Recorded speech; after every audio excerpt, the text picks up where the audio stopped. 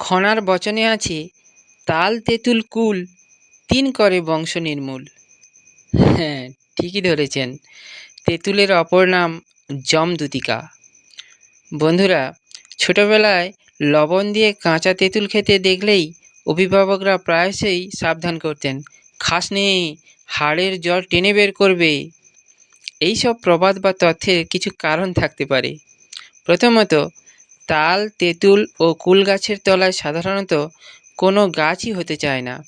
দ্বিতীয়ত, বৈদিক তথ্যের সমীক্ষায় বলা হয়েছে, তাল, তেঁতুল ও কুল বৃক্ষের পারিমণ্ডলিক বায়ু স্বাস্থ্যের পক্ষে ক্ষতিকর। তাছাড়া যে ঋতুতে তেঁতুল হয় সেটি শরৎ। এ সময় কফ পিত্তজ জ্বরের জন্মই স্বাভাবিক হয়ে ওঠে। তার উপর কাঁচা তেঁতুল ওই কালধর্মী রোগগুলির কারণ সহায়ক হয়, এই জন্যই এই কথা প্রচলিত। আবার লবণ সমুদ্রবর্তী অঞ্চলে যাকে ক্ষার ভূমি বলা হয়, সেই লবণের বলহানিকর শক্তিকে প্রতিরোধ করার জন্যই এই অঞ্চলের লোকেরা নিত্য তেঁতুল ব্যবহার করে থাকেন। কারণ ক্ষার ও অম্লের যোগেই মধুর রস, আর মধুর রসই শরীরে বল দেয়।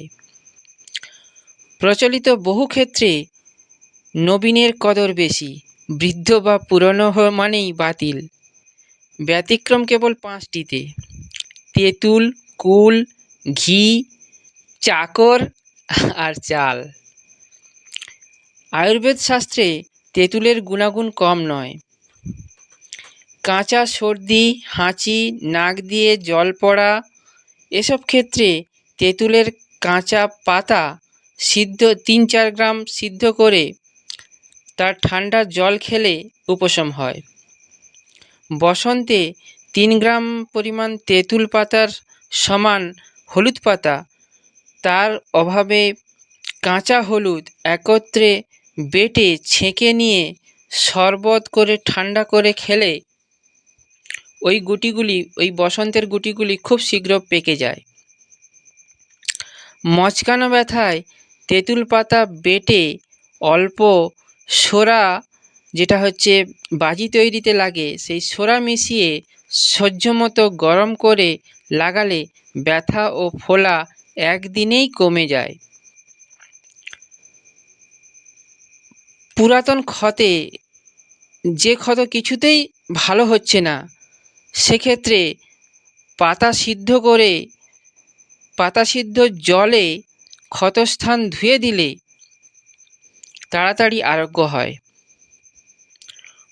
পুরনো তেঁতুলের শরবত খেলে ব্লাড প্রেশার কন্ট্রোলে থাকে। পেটের বায়ু স্তম্ভিত হয়ে যারা কষ্ট পান, তারা 3-4 গ্রাম আন্দাজ পুরনো তেঁতুল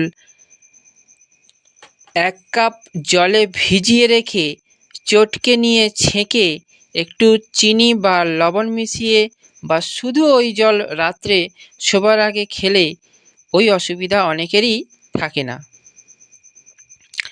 হাত পা জ্বালার কষ্টে, বিশেষত শরৎ বা গ্রীষ্মকালে তেঁতুল ভিজানো জল খেলে অনেকের সেই হাত পা জ্বালা কমে যায়। তবে অম্লরোগীদের এটি ব্যবহার করা উচিত নয়। সিদ্ধির নেশা কাটাতে তেঁতুলের জুড়ি নেই। কিডনির দোষে হাত পা মুখ একটু ফোলা ফোলা দেখায়, সেক্ষেত্রে পুরনো তেঁতুল ভেজানো জল খেলে উপশম হয়। বুকে সর্দি বসে খুব কষ্ট হচ্ছে, এক্ষেত্রে সামান্য পুরনো তেঁতুল খেতে হবে এবং সেই সঙ্গে মাসকলাই ও পান সর্ষের তেলে ভেজে সেই তেল বুকে মালিশ করলে সর্দি উঠে যায়। তেঁতুল বীজকে বার্লির মতো রান্না করে খেলে এবং বীজের অঙ্কুর খেলে ডায়াবেটিস বা বহুমূত্র রোগ কমে।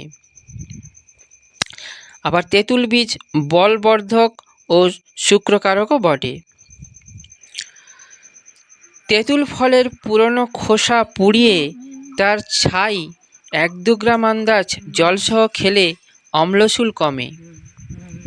তেঁতুল গাছের মৃত ছাল বা চটা, এই ছালের পোড়া ছাই 3 গ্রাম আন্দাজ জলসহ খেলে বমি নিবারণ হয়। তাই তো কথায় বলে, এই গাছটির সবই খায়, ছাইও না তার ফেলা যায়।